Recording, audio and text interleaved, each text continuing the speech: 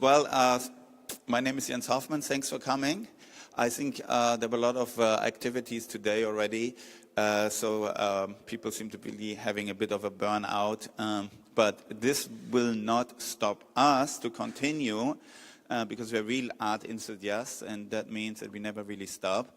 And we always like to talk about art and look at art. And I know most of you are familiar with what this project is about, the Mementos, Souvenirs, Artefacts, and Other Curiosities, which is an exhibition that I organized together with Piper Marshall.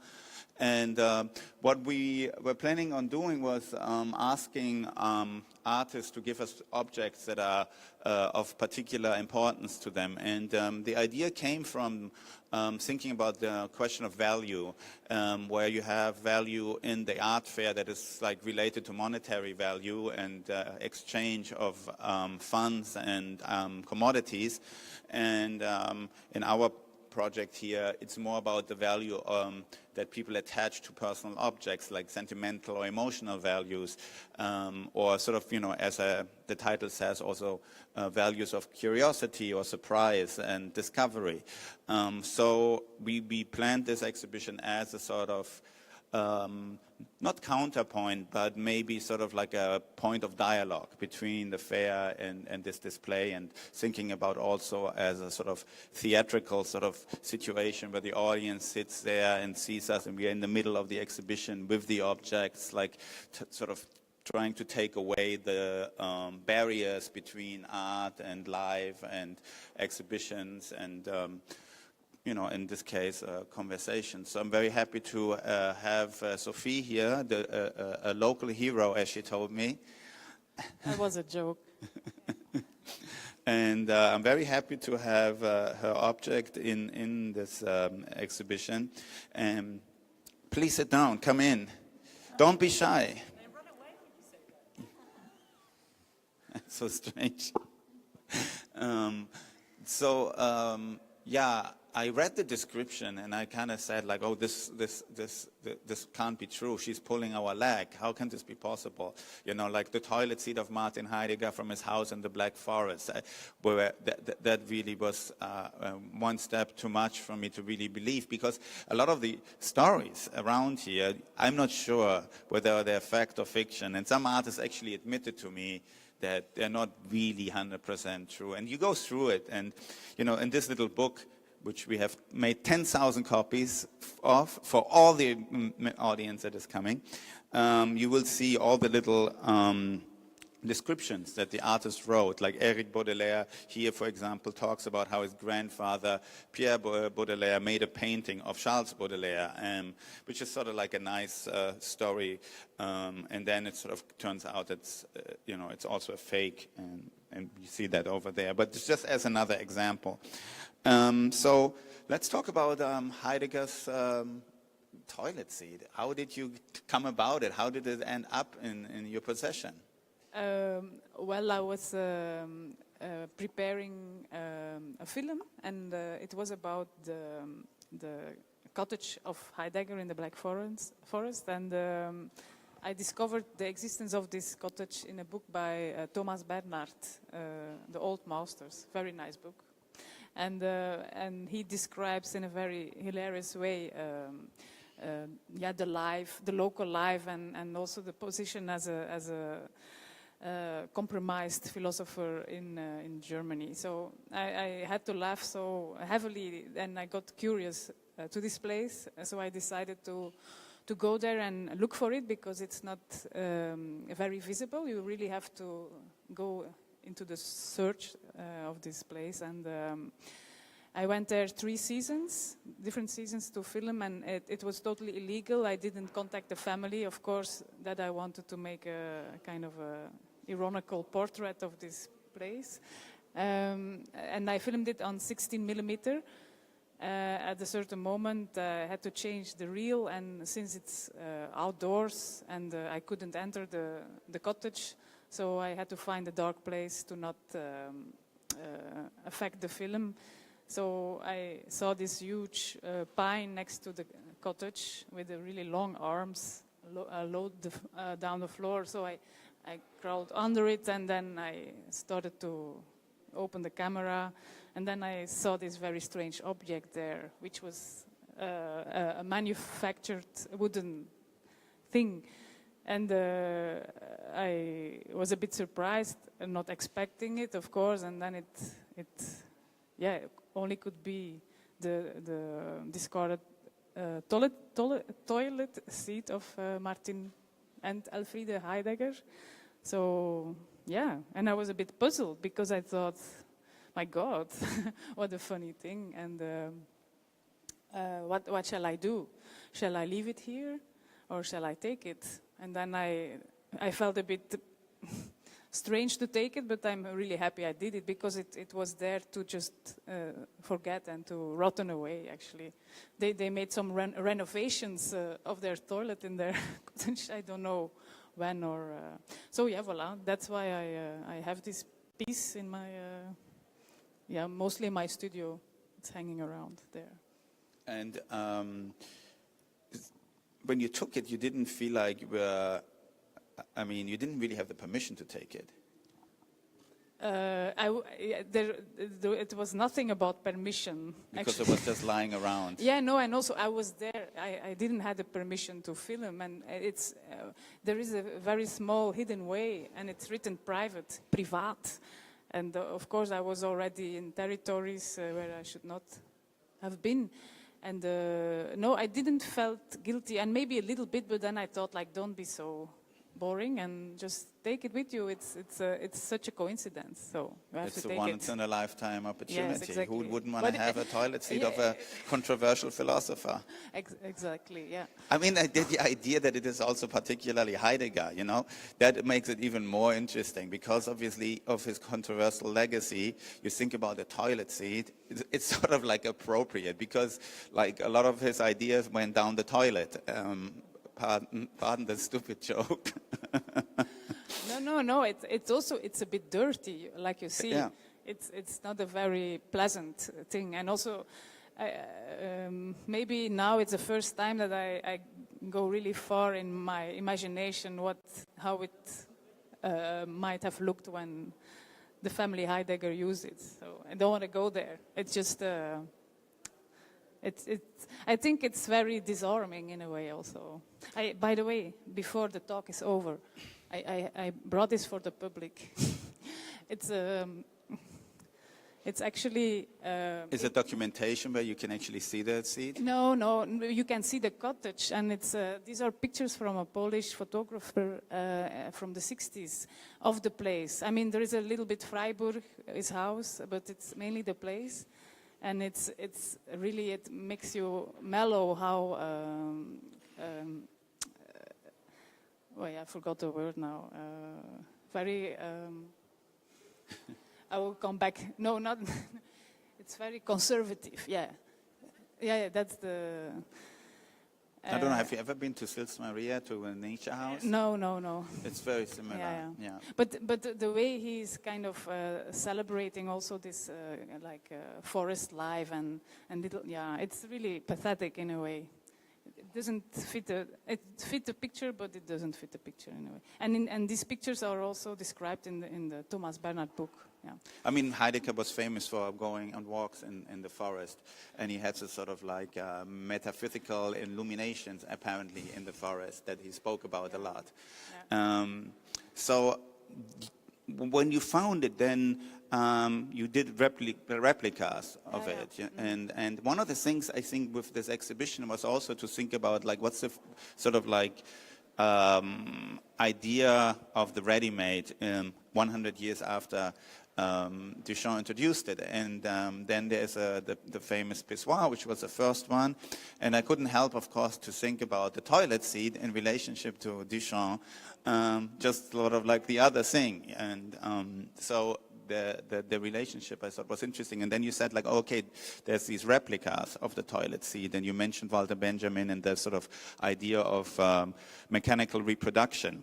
And what I thought is really interesting, and I don't know how familiar you are with Benjamin, but for me, Benjamin is kind of like the exact opposite of Heidegger, not only philosophically, but also in terms of the figure of Benjamin. You know, Heidegger embraced the possibilities that were given to him in the Third Reich, and in some way you could say that he was an opportunist, and Benjamin was the opposite. He was, you know, in a state of emergency.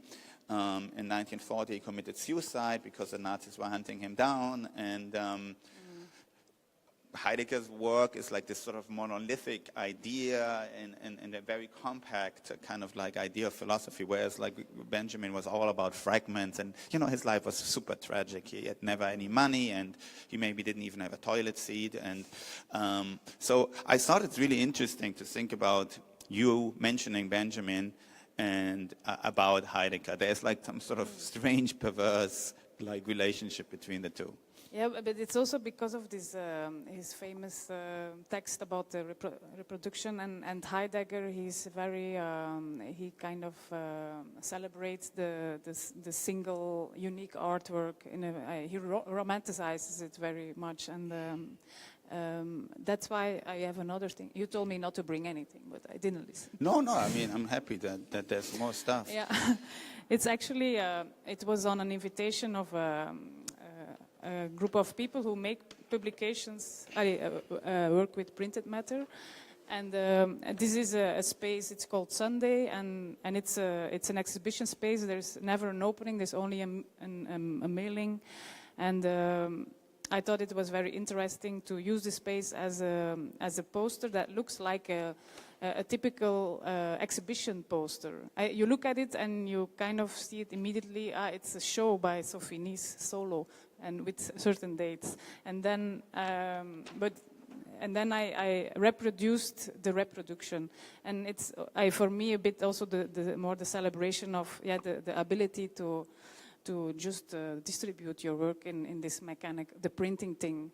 And it's printed, and there is kind of a print of this toilet seat also. So there are some layers there. I don't want to go too far, but well, there's one other layer that I want to mention that I can't help but mentioning, is that of course Hannah Arendt was a student of Heidegger, and they had an affair. Yeah. And then, of course, Hannah Arendt was also one of the closest confidants of Walter Benjamin, and she wrote this wonderful essay, Illuminations, about Walter Benjamin.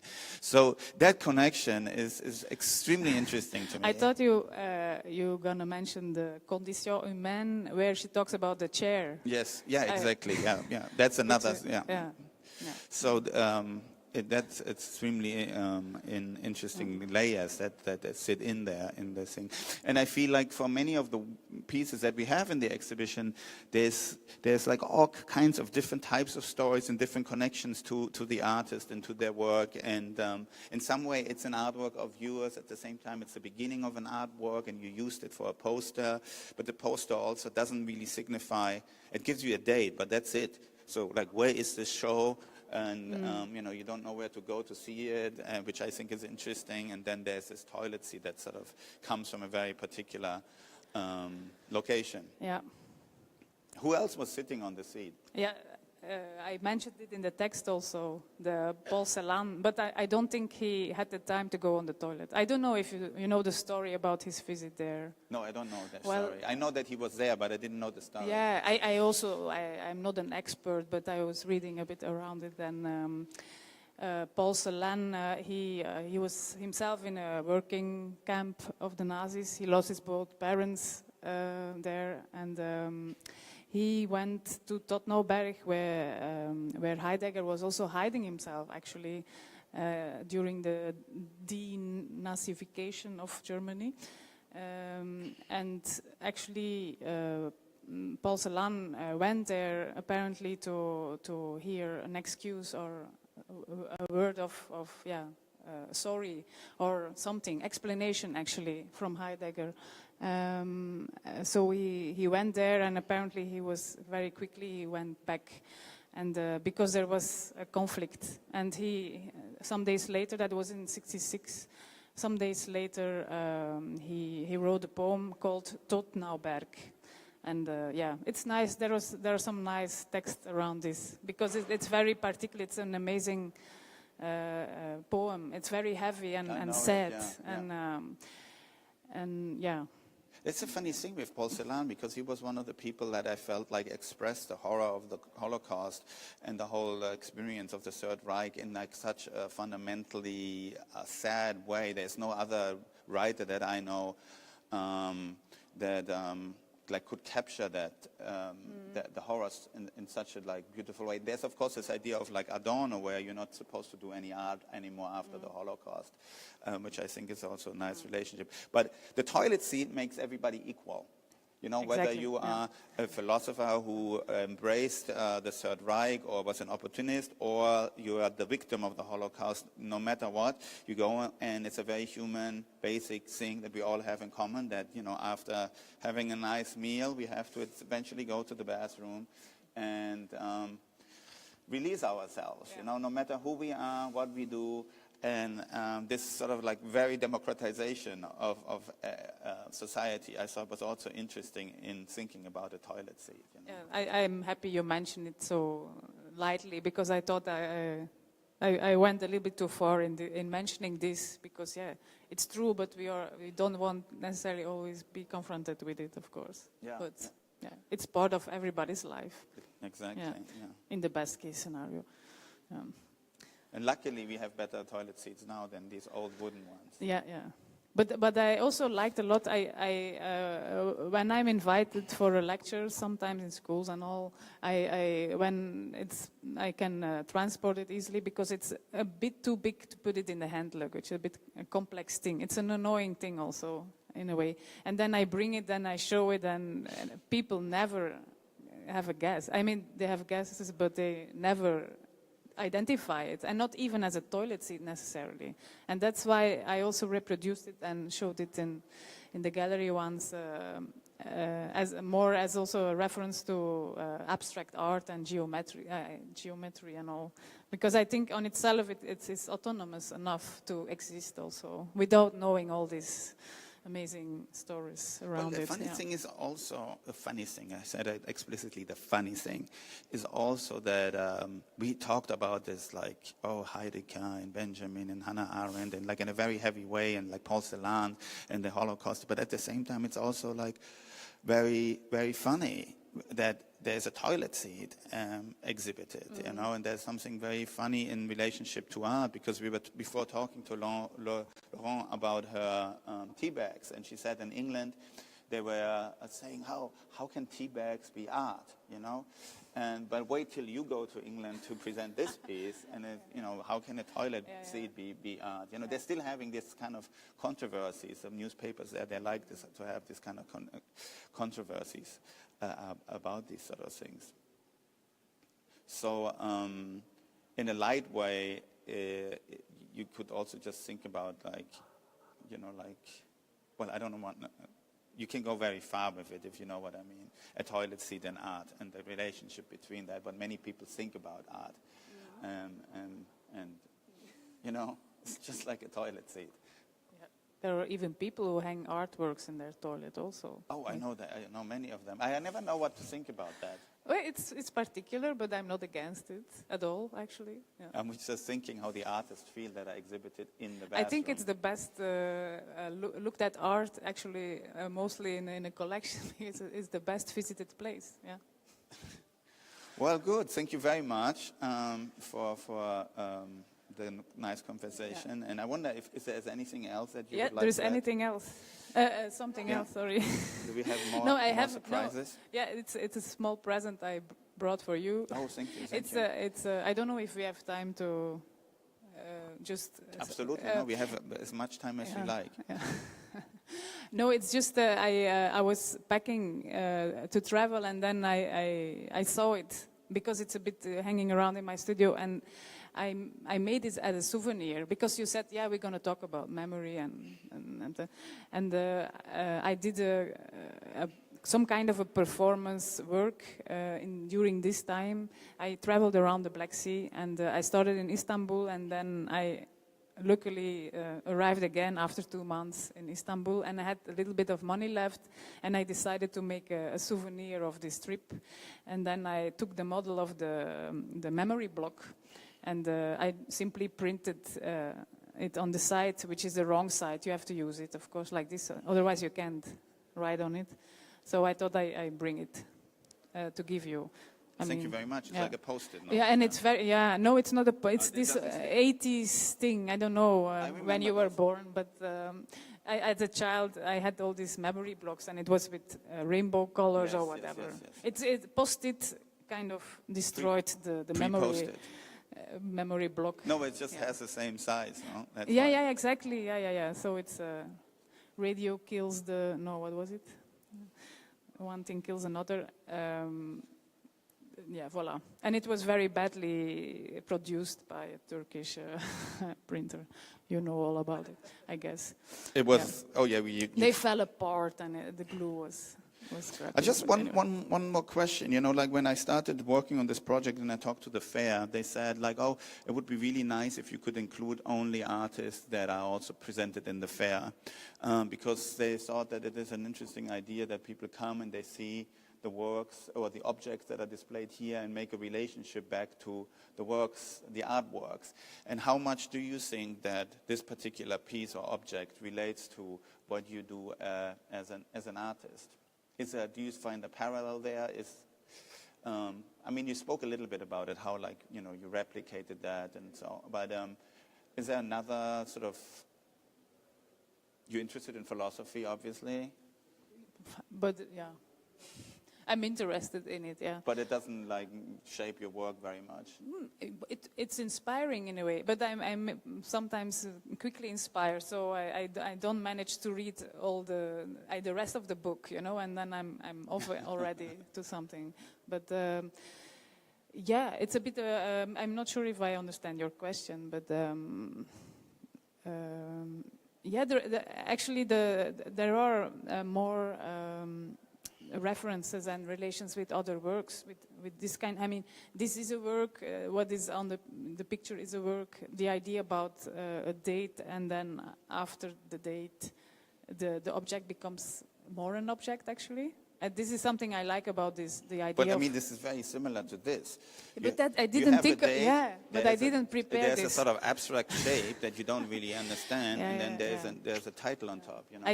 This is a coincidence. Of course, it's not a coincidence, but I didn't have these two things together ever. It's the first time. No, it's an unconscious thing of yours. Yeah.